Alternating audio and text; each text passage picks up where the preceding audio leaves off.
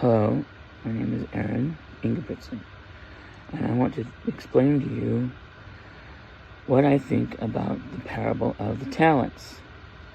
First, I will explain what I know about it, and then I will explain what I think about it.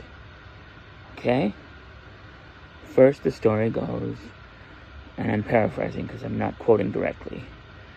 The master gave his 3 servants talents. First servant, he gave one bunch of talents. Second servant, he gave another bunch of talents. Third servant, he gave only 1 talent. The first servant went out and invested the talents. And the second servant went out and invested the talents. The third servant, being afraid, put the talent in the ground under a bush or bushel, whatever. When the master returned, he asked the servants what they'd done. The first servant returned not only the talents he was given, but doubled the talents that he was given.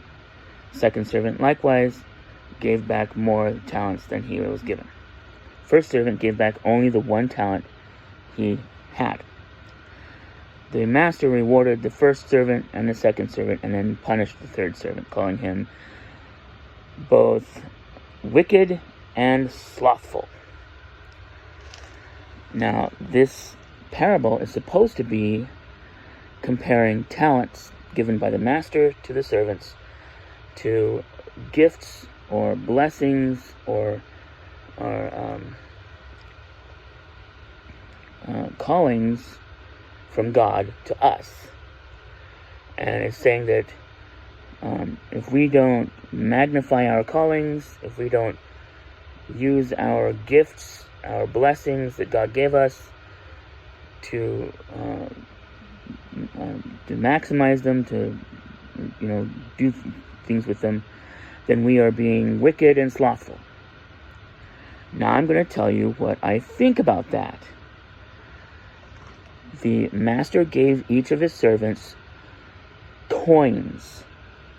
That's what a talent was defined as at that time that story was written.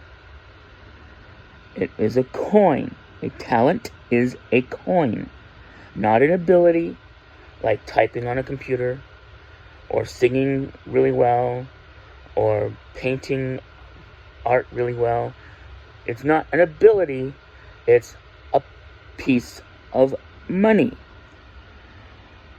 The first and second servants went and spent that money and then got back profit, which they then gave to the master. The master profited from them and was upset with the third servant because he didn't profit off of the money that he gave to the third servant.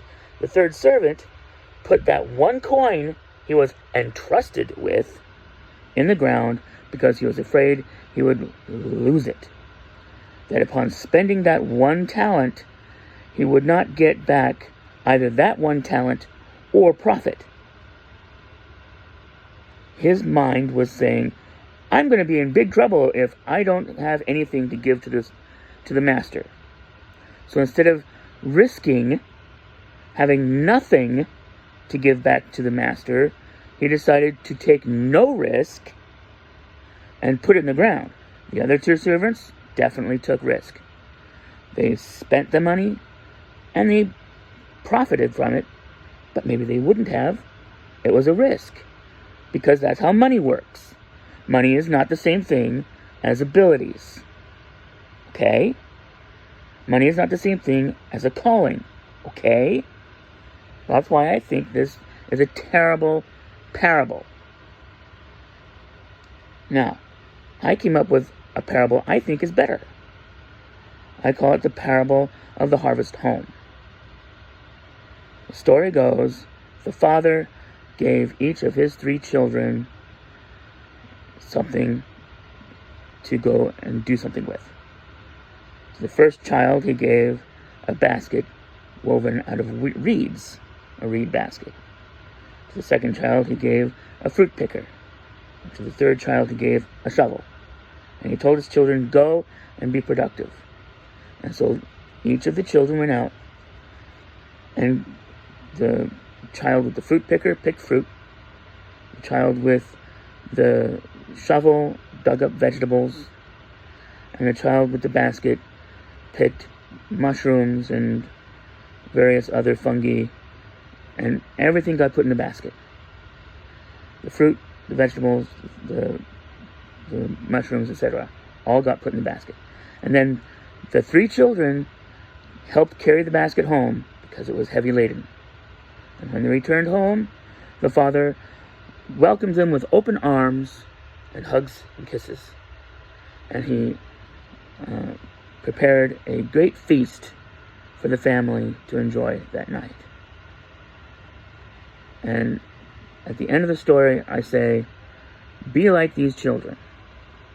Take what abilities and blessings you've been given, and then go out and do the calling that God has given you. Okay? Magnify your calling. Go out and work hard and come back with the fruit of your labor, right? Having worked together with other people, okay? Helping each other, okay? And then God will welcome you back home with open arms, hugs and kisses, and prepare a great feast for all.